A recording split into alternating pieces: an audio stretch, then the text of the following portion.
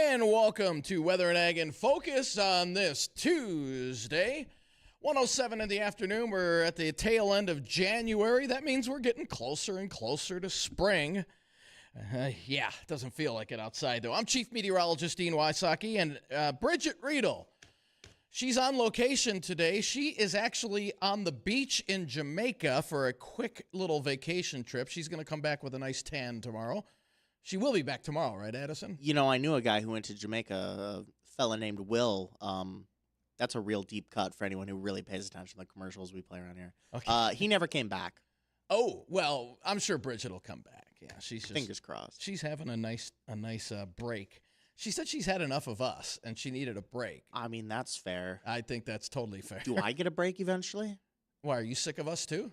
I'm sick of me. Okay, then you should take a break. I need to go to Hawaii or something. That would be nice. Well, no Hawaii weather in the forecast, that's for sure. But we do have some slight promising news as we head, out towards not only the end of the month, but especially as we head into the start of February. But we got to get there first, and we're looking at a lot of sunshine today. Hey, it's a more tolerable cold out there today. It's not that I step outside and it hurts my face to be outside because our winds are a lot lighter today. Only about 10 to 15, and we're looking at highs today about 8 above. That's about 10 degrees below where we should be for this time of the year. And we have wind chills out there right now between 10 and 15 below. So it's cold, but not that dangerous cold that we've been experiencing for over the last week here. And then tonight, clear skies and light winds out of the west-northwest with lows right around 10 below. And then for Wednesday and Thursday, we're looking at single-digit highs and nighttime lows about 10 to 14 below. And then Friday, a secondary surge of Arctic air comes in here, like 4 above isn't cold enough, but we'll have temperatures right around 0 or so on Friday. And then we start our warm-up. Now, Saturday, we do get into some breezy conditions out ahead of a clipper system that'll be moving out of Canada. That's going to turn our winds in out of the southwest, and it will be on the breezy side on Saturday. We'll see increasing clouds, and then, as we head into Saturday evening and Saturday night, we'll see some snow overspread the area, and that will last through Saturday night, but get out of here by Sunday morning, with temps in the teens on Saturday and warming up into the 20s on Sunday. Now, latest indication is about 1 to 3 inches. 3 might be pushing it, so a general 1 to 2 inches across the valley, it looks like. So something we'll be keeping an eye on, as that system is still a few days off, so that could change, but something we'll keep an eye on. And then it looks like next week we are in the 20s for the start of February, which is actually a little bit above normal for this time of the year. And I see some 30s coming back into the forecast as well as we head towards the latter part of next week. Now, you'll want to check out, just put an article up on our website, WDAYradionow.com. Want to check that out because we've got the LRC outlook for the month of February. So I kind of highlighted exactly when we're expecting some of the stormier periods, and we are going to get into the stormier part of the LRC cycle for the month of February. One of those target dates is about the 5th through the 10th, give or take a day, and then later in the month as well, as we have a potential for stormier conditions as well. So if you're a snow lover, we do have better news on the horizon as we're going to get into that more active part of the LRC cycle. And we'll see how that, if it mimics what we had in October, because that's the part of the cycle that's coming back around. If you remember back in October, we were pretty stormy and wet across much of the state. So that's what we're hoping for here as we head into the month of February, that stormier part of the LRC cycle. So we're going to switch it up a little bit this segment, and we are going to announce our potential qualifier for our Vegas giveaway, our Valentine's Vegas Day giveaway, where you'll be staying at the Sphere. You got $500 spending cash, and you've got tickets to the Wizard of Oz, which is supposed to be absolutely phenomenal. And today's qualifier is Mary Johnson of Fargo. Mary, you've got 11 minutes to call. 701-293-9000. Again, that's 701-293-9000. So Mary Johnson, if you know Mary, shoot her a text message. Say, hey, you got about 10, 11 minutes to give a call, 701-293-9000 to be one of our qualifiers. And then we'll be having our party on the 3rd of February next week out at Kingpins. So you'll want to be there for that. All the qualifiers have to show up, got to be present to win. And we'll be drawing our finalist for that beautiful Vegas giveaway. That's a nice trip, too. It's very cool. Have you seen, because, the Sphere, obviously, given the nature of the building, have you seen how, so think about this. So you're going to go and watch The Wizard of Oz in a building like that, and it kind of surrounds you. I don't know if 360, I haven't, everyone's always kind of pointed forward. I don't know how far that screen goes. Mm-hmm. Have you thought about, though, how on earth do they take a movie? Look, I'm a younger guy. I have no idea when The Wizard of Oz came out. I'm not even going to It was black and white. Yeah, I'm not even going to attempt to throw out a year. It was way before you were born. How do you take a movie that old, though, and completely erase the background and add a new one to expand the image of the movie? AI, buddy. It's got to be. Yeah. It's crazy. Yeah.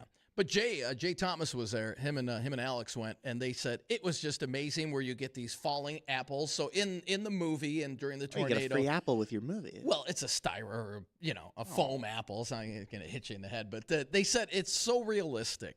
It actually makes you think that you're in the movie. I mean, and if you're a Wizard of Oz fan, I mean, it's a classic with Judy Garland, and you've got to see this. It is supposed to be phenomenal. So a great giveaway. And again, Mary Johnson of Fargo. How much time does Mary have left on the clock? Just crossed 8 minutes, 55 seconds. All right. TikTok. Come on, Mary. You got a little bit of time left to be one of our qualifiers. And again, we'll be holding the final drawing out at Kingpins on the 3rd next week. So you'll have to be out there if you're one of our qualifiers to be able to see if you won, if you're the finalist, and you get our trip out to Vegas. So you been out to Vegas before, Addison? Oh, I've barely left the state. Really? I hear good things about it, though. It's expensive.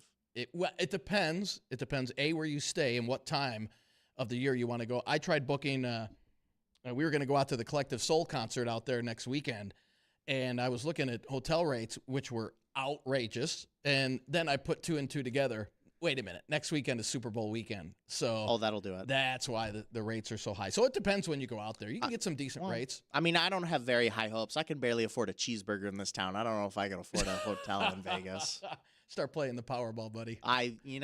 It's been a work in progress. One day. So Mary Johnson, again, come on, Mary. You've got about, 6 minutes left? 7:45. 7:45, I'm sorry. Mary Johnson of Fargo. I'm sure there's a lot of Mary Johnsons in Fargo, unfortunately. But Mary, if you signed up online or was at one of our qualifying events and your name got dropped in there, you'll want to give us a call. Mary Johnson of Fargo. Again, you got about 7 minutes left, 701-293-9000. So when we come back, we are going to have a couple of guests. We've got Chris Sherman from Tech Support Farm. We'll be talking about cybersecurity at the bottom of the hour. And before that, we've got, we've got Scott Steffes of the Steffes Group, and we'll be talking about auctions and whatnot here. Hopefully Scott's here. I don't see him out in the lobby, but we'll go check. So don't go anywhere. We'll be right back.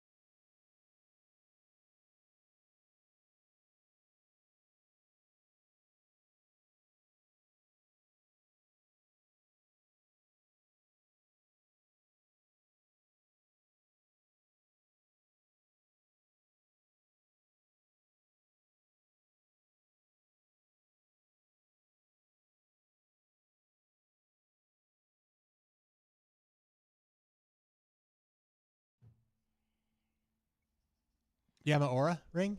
And welcome back to Weather and Ag in Focus. And it's 1:19. Mary Johnson of Fargo, you've got, what does she have left there to call? A couple minutes? We've got 2 minutes, 45 seconds. We're running low on time. Come on, Mary. Mary Johnson of Fargo, you got a couple minutes call to qualify. So best of luck there to Mary, and hopefully she gets this, she gets the message. Somebody texts her, and she can buzz on in. But our guest today is Scott Steffes.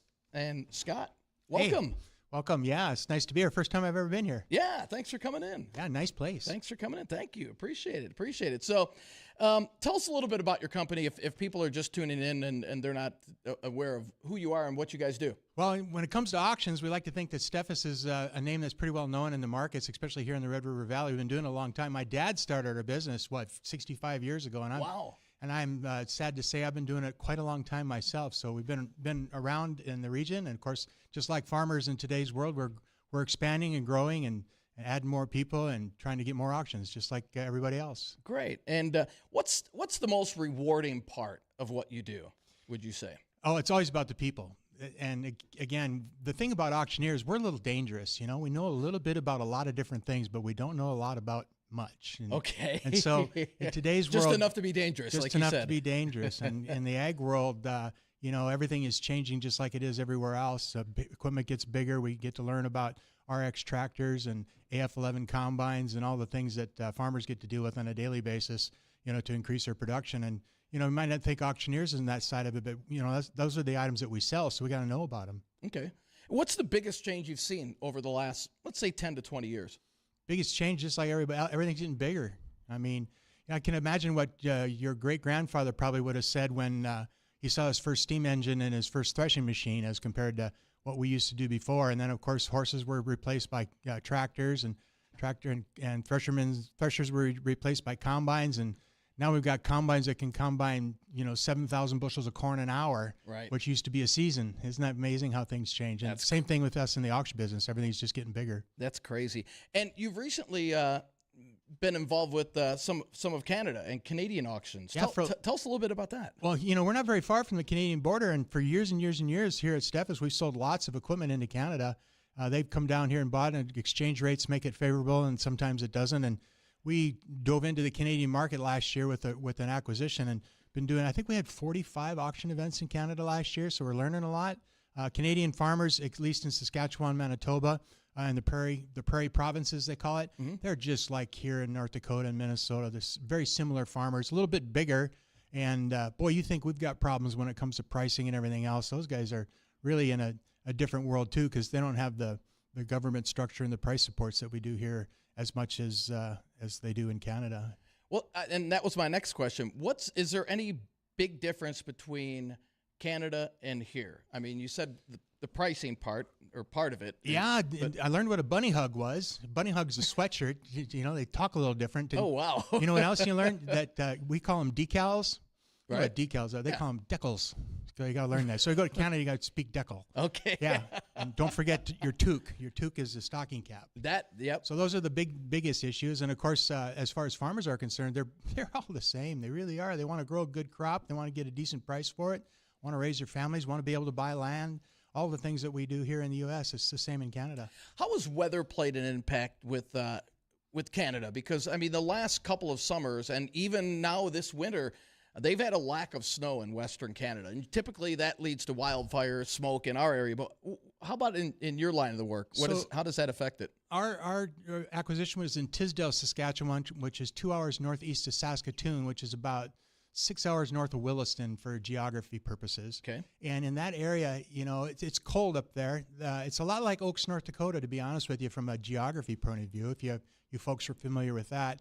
And you know, they were dry early, and of course, canola is everything in the Saskatchewan province. That's their corn. That's their big. Okay. Yeah, and again, that's where the pricing problems taking into effect, because they're not getting along with China just like everybody else is, and there's no place to go with the canola, and they don't have the price support structure that we do here in the U.S. and crop insurance and all those other things. Does the government help them out with that, or how do they work around that? Government is so involved in agriculture in Canada, like on the dairy side of it and some of those other issues, but really when it comes to crop production, not so much. So they're really left to open markets, or their pricing support structure is such that it doesn't have the influence, or it doesn't have the safety nets that we do here in the U.S. Okay. And let's talk about commodity prices. What's that looking at? What's that looking like right now? Sure, be nice if corn is $5. That's all I can say. But of course, we play the hand we're dealt right now, and farmers are just amazing producers. And last year it was replacing poor commodity prices with great crop production, and here we are in 2026. We got to start that all over again. So, we always talk about the three leading indicators in agriculture: crop production, commodity prices, and interest rates. And there's been a long run here, boys and girls, where interest rates were low, crop production was decent, and commodity prices were excellent. Well, yeah, because, right after COVID, interest rates tanked. They were super low. What are they looking like now? Well, they're more historically normal right now, so I think we just kind of basically got to get used to it. And, farmers are so ingenuitive, I should say, and they'll figure it out. They'll figure out a way to keep down the farms, keep growing crops, and keep doing the things they do best. Okay. Now, are we seeing a change in real estate auction values due to these wind tower projects or data centers, or is it too soon to tell? Really, honestly, if you look at the bigger pictures, it's such a small part of the marketplace, not necessarily really too much. The biggest issue for that is you got the lucky individuals that are, benefactors of that, and they're looking for replacement land. I don't know of any farmer that really wants to sell land, so they're faced with an opportunity like the diversion that came through. Most of those guys were looking for more land to buy. And it's smaller markets, but overall, there's still way, way more buyers than there is sellers in the land and the real estate world. And I don't see that changing very much. And, in today's world, we're not dealing with the debt that we were dealing with in the 80s. So things are pretty good. Good deal.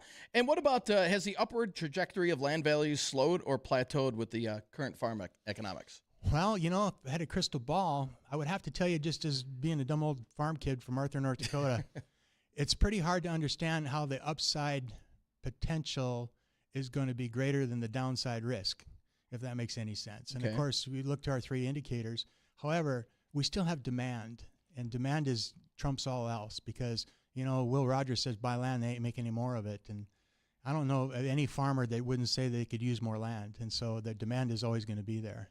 Is there a good time and bad time to buy? Is this are we historically in a good time to buy, or is this a better time to sell? That's a conundrum. It really is. You want to know why? Because most of the time, at the end of the day, when land comes for sale across the road or your neighbor has it, you got to buy it when it's for sale. Sure. Because the reality of it is, it's a generational thing. Your grandson might have an opportunity. So really, that almost gets thrown out the window. It's not so much what the land is worth, it's what you can afford to pay for it at the time it comes for sale. And those families that have done a good job of managing their portfolios or their balance sheets and, watch their debt structure and all those other kind of things, when land comes for sale, it isn't so much what the market is at that point in time, is how are we going to figure out a way so that we can afford to buy it. Does that make sense? Yeah. Now, are prices historically high now? Or oh, exactly. Are they? For everybody in the agriculture world, we're quadruple. A little history for you. So 1982 was the peak of the interest rates at 18.6, but the land didn't bottom in the Red River Valley until the mid-'80s, about 85, 86. Okay. So it took 5 years to get it. And then from there, 85 to 2005, 20 years, it took that long to get even again. And so since 2005, just as an general overall view, 20 years later, 2025, land has what? Quadrupled? Wow. Yeah. Good time to have it. Yeah. All right. Now, we were talking before we came on. You've got sugar beet shares that you're going to be auctioning off. Mindac stock. Is this something new? My dad and I back in the 70s and then when American Crystal, Lloyd Staska, if anybody remembers them that's listening on the radio, we used to sell sugar beet stock, at a farm retirement auction. And, of course, that's changed. Now we're kind of getting back to it. Probably the greatest reason is true price discovery. Things are changing in the sugar beet world right now, and nobody knows what the stuff's worth. Well, guess what? Have an auction sale because you bring all the buyers together until only one remains. Guess what you got? Fair market value. Is there an overabundance of sugar beets, or? Sugar beet's a different world, and I can't speak to it because I'm not a sugar beet farmer. But there's a lot of external circumstances that affect sugar beet prices, besides crop production and besides the world sugar markets. You've got supply, you've got factory issues, you've got all those other kind of things. So, but generally overall, there's a big change that occurred in the sugar beet world here this year, and they're experiencing the changes as we speak today. And what changes would those be? Unfortunately, down. Yeah. Okay, yeah. Sugar beet prices, the Beet Institute here just a month or so ago, it wasn't the report that everybody was looking for that they wanted to hear. And, of course, at the end of the day, it's always about the money, right? Right. No doubt. No doubt. Well, Scott, thank you so much for joining us. If people want to get a hold of you, what's the best way? Everything's in the internet these days, right? It is. SteffisGroup.com, folks. Excellent. Scott, thanks for joining us. You bet. We appreciate it. When we come back, we'll talk a little bit more about the weather, and we'll also have we've got Chris Sherman from Tech Support Farm. He'll be joining us as well. All of that when we come back.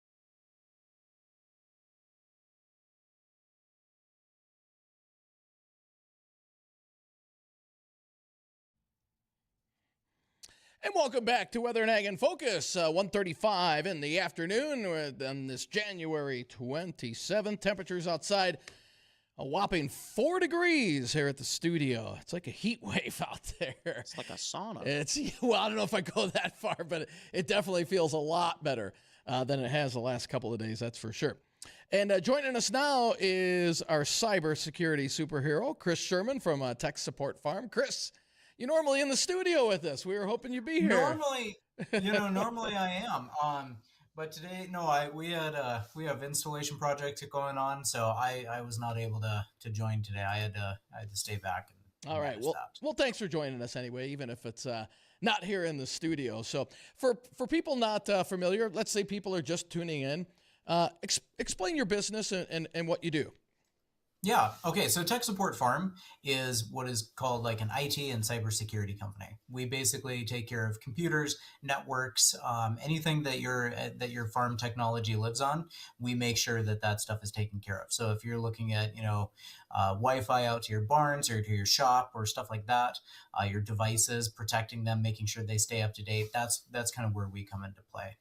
So that's the functional side of things, and then we're also cybersecurity, and we really push that whole message that agriculture is one of the biggest targets right now in the United States for cyber, and so guys need to start really kind of paying attention to that and actually beefing up their own cybersecurity in order to stay protected and not lose data and money and control of their equipment and that sort of thing. And why exactly is ag one of the targets for ransomware, for cybersecurity, for these fools out there that are trying to ruin people's lives, if you will? Why are they targeting the ag community? Okay, so agriculture is a target on two different fronts. Number one is a target on an international front, and that's because of just foreign geopolitical conflicts, right? Okay. If you control a food supply, you control the enemy, and that's just kind of as old as time. The other one right now is specifically that in the United States, we have so much money going through agriculture, it makes itself a low-hanging target.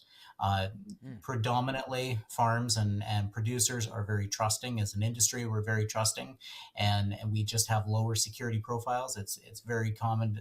I call it the keys in the visor mentality. You can pretty much go onto any farm and know that the keys are going to be in the ignition and the center console or the visor. Worst case scenario, in a high security situation, they're in the gas cap, right? And unfortunately, that's the way that we translate to our digital, online presence. Our passwords are very simple. They're the same password for everything.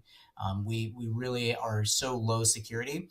And then, in combination with the fact that we have so much money going through agriculture, it may not translate as profit, right? But the value of the money in the bank and our operating loans, the amount we spend on equipment, all of that really just lends itself to being some really low-hanging fruit and some big paydays for threat actors abroad. Instead of just getting, $1,000 out of, grandma or grandpa's account, we're talking in the tens or hundreds of thousands of dollars in an attack on even some of the just smaller farms, right? So now, what percentage, do you know what percentage of farms are not properly kind of prepared for any cyber attacks? I would say, we don't have concrete percentages, but based on everything that we know from the industry, and then from what we've seen in our just kind of going around in the countryside, so to speak, I'd say easily 90% of farms are not even following basic cybersecurity protocols. Now, is that changing? Let's say within the last couple of years, is our ag community becoming more aware? Like, hey, Yes. all right, we got to button this up. Okay. Absolutely. Ag is becoming increasingly aware of this, but, we are aware of the problem, but we don't know exactly what to do, right? There is a disconnect between, the tech community and agriculture and understanding, the two different industries. Sure. At the same time, we're not entirely sure how security practices, translate to agriculture. I think the biggest thing that we're pushing right now is the concept that ag is a very low regulated industry from the federal government perspective. Yes, we do have EPA and different guidelines and things and of that nature, but overall, we really try not to encumber agriculture with too many regulations. The issue is that when there comes a time when we have a major breach and it takes over an entire industry, whether it's, the dairy or the poultry, or, something happens that it becomes a national, emergency, the federal government is going to have to step in, and they're going to slap a Band-Aid on, and they're going to regulate this. And Which this is not a good thing. Yeah. Correct, because they're going to try to solve the problem, and a lot of times there's going to be, misunderstanding, and the solutions that they provide are not always going to be the best, right? And so this is our opportunity between now and then, to start self-regulating and educating ourselves on cybersecurity, how to do it best, when to call a professional, and when to have some help. So that is definitely the message that we're bringing to the masses. Okay. And what would you say, what are the losses on an average farm from ransomware? I mean, is there really an average farm? Right. Yeah. Every farm is a little bit different. Everybody's, we've seen ones where it is not really necessarily a financial loss. It's a data loss, right? Somebody took, they held all the records, for the past 20 years, hostage, and they never got it back. We've seen breaches upwards of 700,000 on farms that are, considered medium to large, right? We've seen issues where it's been repetitive. We've seen issues where, the bookkeeper for the farm kept getting invoices and wasn't paying attention to where those invoices were coming from, and they were not the vendor that they thought they were, and they paid a chain of them. We've seen instances where, older generations that are still on the farm because of, just it's the way our industry works, have lost, entire, quarter sections of land because of it, through a land deal. Or we've seen where they, $50,000 was just like wired out of the account one night. Oof. So all of these are a little bit different. Everybody's story is a little bit different. The way that we're seeing these, phishing attacks materialize is becoming increasingly more creative, for sure. Gotcha. And you've got some seminars coming up in February, correct? Yes, February 10th, we are going to be doing a cybersecurity webinar, and it's totally free, open to the public, preferably the agribusinesses. It's right on our website. It's under our winter webinars, and it's our last one right now. And it's going to be, usually it's about an hour long. We cover everything cybersecurity, and then kind of walk you through the next steps of what you can do to protect yourself.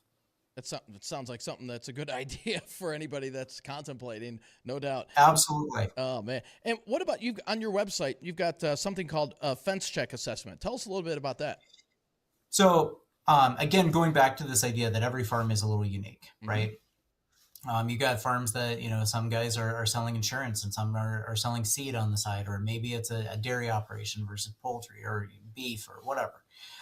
What Fence Check does is it will ask you a series of questions, and it will go through your entire operation, and it kind of helps us build a map of what your operation looks like. And then we will be able to tell you the best ways for you to protect yourself. And so, it's very important to understand this is not a sales tool. We don't contact you and bug you about it unless we have a specific question.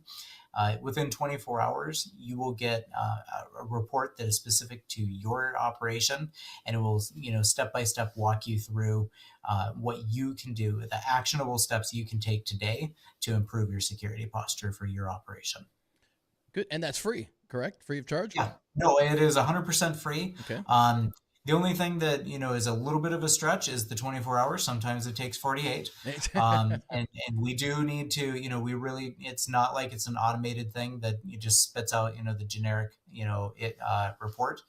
It is very tailored to your operation and understanding. We do, follow-up questions if we do have questions about it. But a lot of it is very straightforward. And it is very specific to your operation, the tools and equipment that you're using. So it is also, we do not sell anybody's information, right? That is very much private.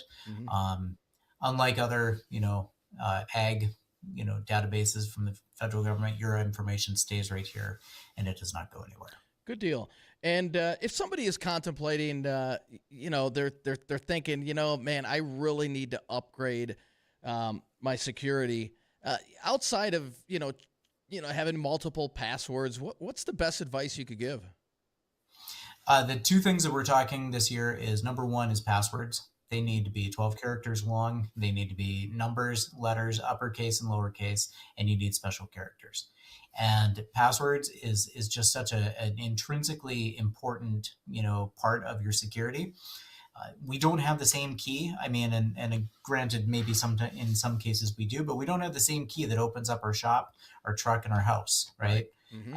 It doesn't make sense to do that, because if you have one key that opens it up, then if you ever lost that key, then that threat actor has access to everything, right? And at the same time, we don't recycle our passwords, or we shouldn't recycle our passwords. You don't go to the locksmith and say, "Hey, I've got this key here. Can you make a lock that fits it?" No, we go to we get a new lock and a new key. And so, understanding passwords as keys is really critical to helping, improve your security. The second one is email addresses.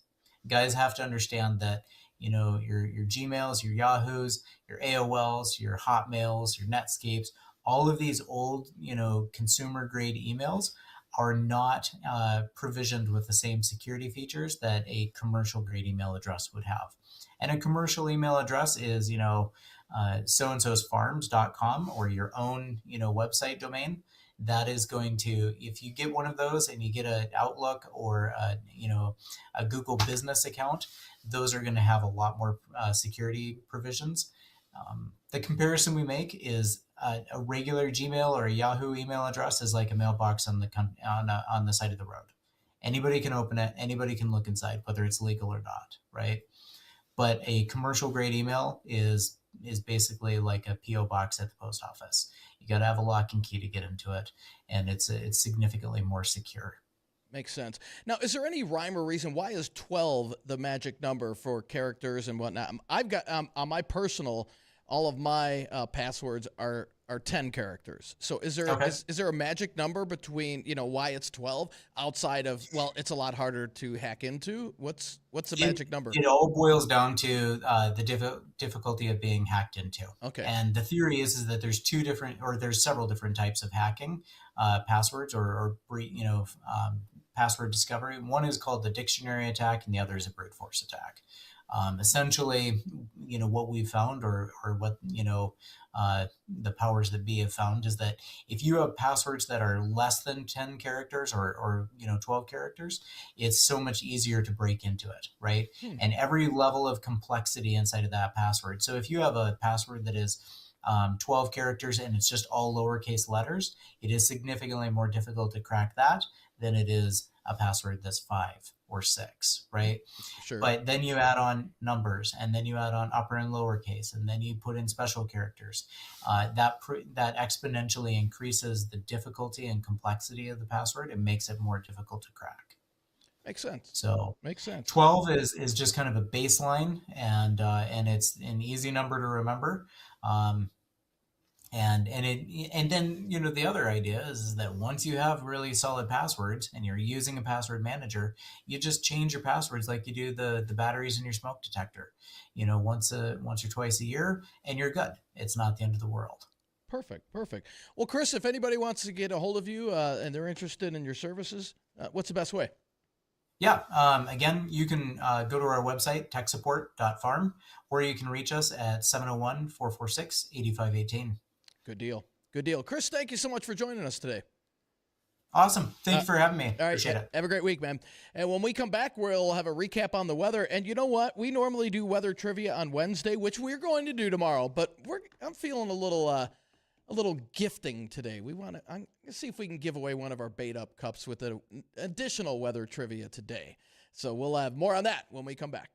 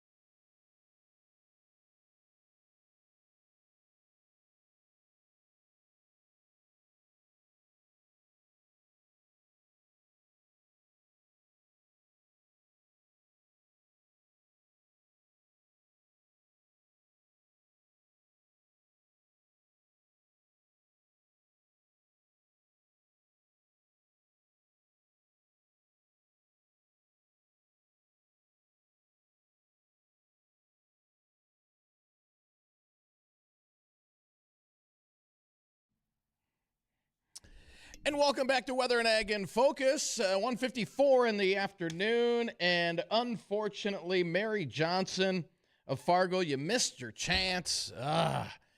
Yeah, nothing. So, Mary, hopefully your name gets drawn again.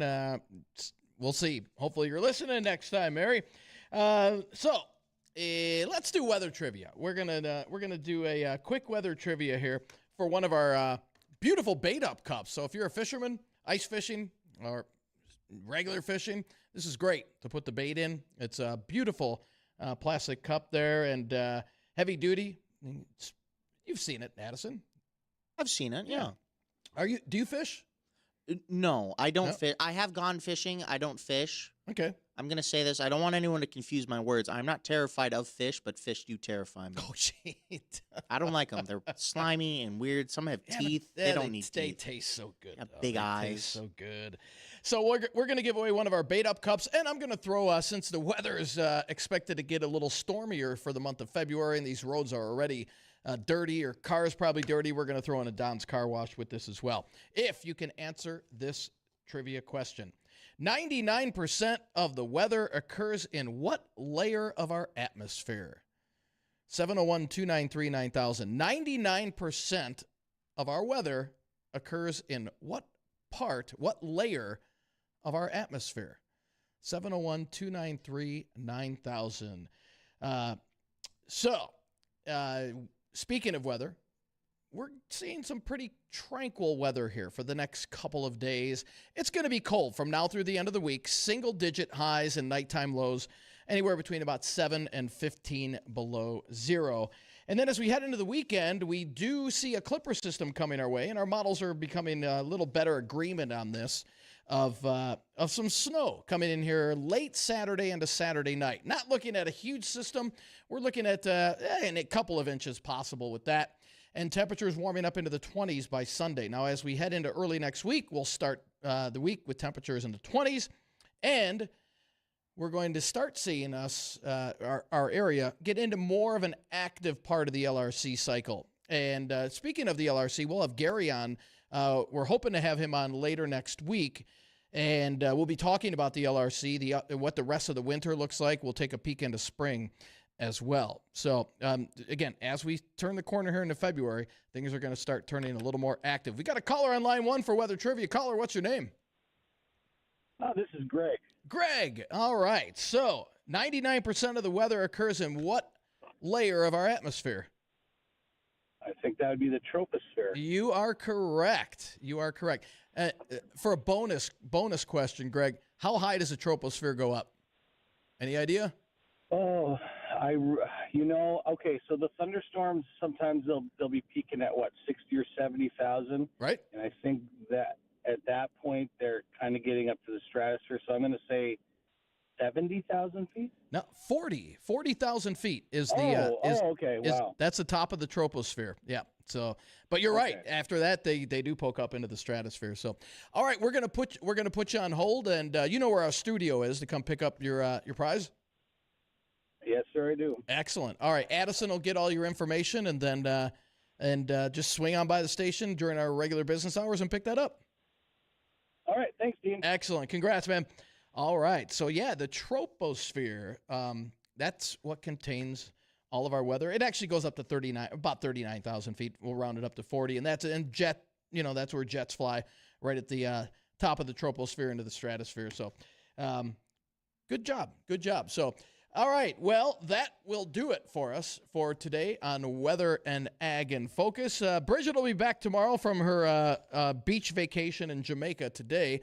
Hopefully she brings back some warmer weather with her. But don't go anywhere. The Jay Thomas Show, that's coming up next.